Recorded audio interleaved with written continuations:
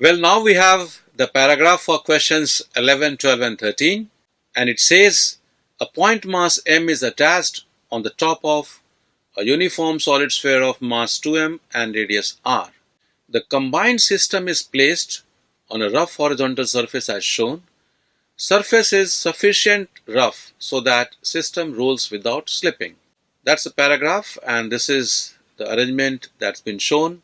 Question 11 says at t equal to 0, system is released from rest, and at t equal to t naught, point mass m is in same level as geometrical center of sphere. Let k be the total kinetic energy and omega the angular velocity at t equal to t naught. Then, well, the question is clearly from the topic rotation, and in fact it's a case of rolling without slipping on a rough horizontal surface. First of all, to find kinetic energy, we can see that as the particle is coming to this point here, at this level rather, so there is loss in gravitational potential energy, and that loss in potential energy is equal to gain in kinetic energy because it's a case of rolling without slipping as per the question, and so mechanical energy is being conserved here.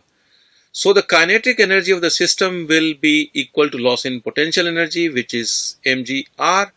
So option A is clearly correct and option B is incorrect. Let's find the value of omega. So to find the value of omega, we again equate the loss in potential energy with gain in kinetic energy, but the expression for kinetic energy now is this. Let's say this is the situation and this is the point of contact. We can call it P dash. Here is particle of mass m. So the kinetic energy K is equal to 1 by 2 moment of inertia about this axis for the sphere, which is 7 by 5 m r square, but the value of mass is 2m, so 2m into r square into omega square. And for the particle, since the center will have velocity omega r towards right, so this particle is moving vertically downward respect to center with speed omega r. The center itself has velocity omega r towards right. So by using Pythagoras theorem, we can see that the speed of the particle respect to ground will be root 2 omega r. So the kinetic energy of the particle is then half m root 2 omega r whole square. That means 2 omega square r square. Let's simplify this. So we have 10 in the denominator, and then this is 14 plus the 14 on that side, and then plus 10, and this is m omega square r square. So mgr kinetic energy is equal to 24 by 10, or simply 12 by 5 m omega square r square. Let's strike off m on both sides. The r also goes off on both sides. So we have omega square is equal to 5g by 12r, and which tells us that the value of omega will be under root of 5g by 12r. And if we look at the options, option D is matching with what we got. Option C will be then incorrect. So for question 11, options A and D are correct. Let's move on to the next question now.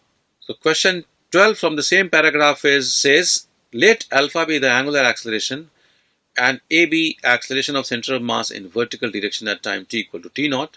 That means when the particle has come down by height r, then at that time what are the values of alpha and A? The options are about that only. So let's again draw the situation. So this is the situation. This is the surface. This is the point mass m.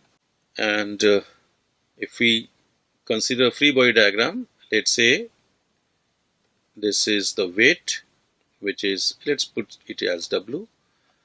Then there is this mg. So we are showing two different weights for the sphere and the particle. The normal reaction line will obviously be passing through the center of the sphere, and let's say the friction is acting like this.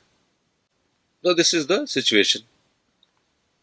Now this point, the point of contact, is accelerating vertically upward with acceleration omega square r. Okay, this is the acceleration of the point of contact. of the sphere with the surface, right? So if I consider FB with respect to this point, we need to put a pseudo force also, and that pseudo force will be, so there's on this particle it will be directed downward, so m omega square r, okay, and on the sphere, well, it is acting like this, so it is 2m omega square r. This is the arrangement. Let's now consider torque about this point. Now we have to look at alpha and acceleration of center of mass in vertical direction. So let's find alpha, and to find alpha about this point, so the value of torque about point P is equal to mg plus m omega square r into r, because this distance moment arm will be r, and this is equal to mg plus m. Omega square was 5g by r, so that 5g by 12 r in fact. So this is the torque. Let's simplify it further. So this is 17 mg r by 12. That is the torque. And torque is equal to I alpha. So the value of I is 7 by 5 into 2m r square, plus this is for the sphere, and for the particle it is m into r root 2 whole square, that means 2m r square, into alpha is equal to 17 mg r by 12. This means, let's simplify still further. So here you have 14 and then 10, 24 by 5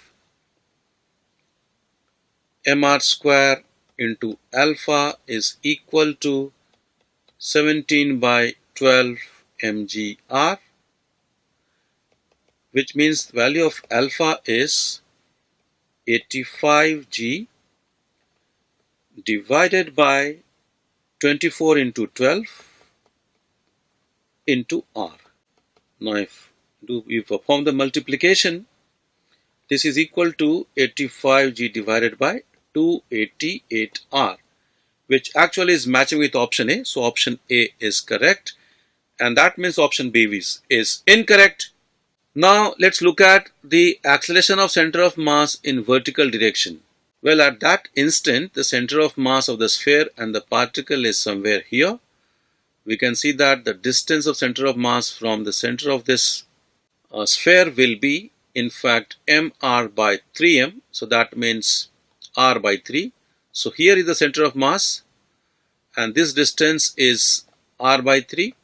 So with respect to center, the vertical component of acceleration of center of mass is alpha r by 3, and since center does not have a vertical acceleration, so that means with respect to ground also, the vertical component of acceleration of center of mass will be alpha r by 3.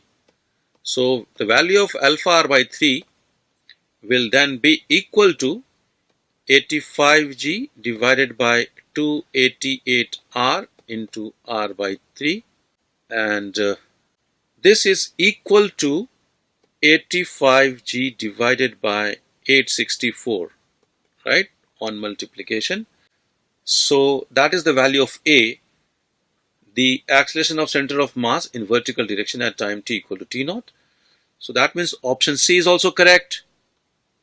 D is incorrect. Let's now go on to the next question now. Now question 13 says, during the motion from t equal to 0 to t equal to t naught, work done by friction force is 0. Well, this is correct because we know that it's a case of rolling without slipping. The point of contact is always at rest. So work done by friction is 0 is a correct statement, which means option B is incorrect. Now let's look at option C and D. C says AO dot AP is equal to 0. AO AP is acceleration vector of point O and point of contact P. Well, it's very clear that point O can only have horizontal acceleration, right? Whereas point P has acceleration vertically upward. So that means angle between the two accelerations is 90 degree. So the dot product will be 0. So that means option C is correct and option D is incorrect. So for question 13, options A and C are correct. Let's now go on to the next question. So we have another paragraph here. It says a cylinder is closed at its right end. The cylinder is divided into two parts by a fixed heat conducting partition and a piston that is left of the fixed partition. The piston and walls of the cylinder cannot conduct heat. A force F applied on the piston is increased to move the piston slowly. Portion 1 contains 1 mole of H2 gas and portion 2 contains 2 mole of HE gas.